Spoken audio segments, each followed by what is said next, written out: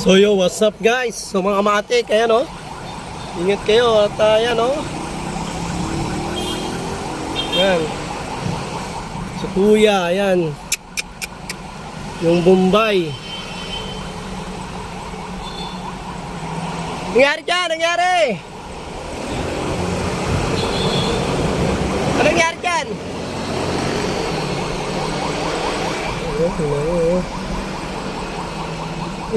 Nangyari sa'yo. Bombay. Bombay, nangyari sa'yo, Bombay.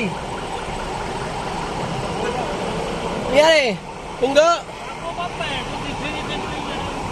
Ano na niya? Burunggo ka, bunggo.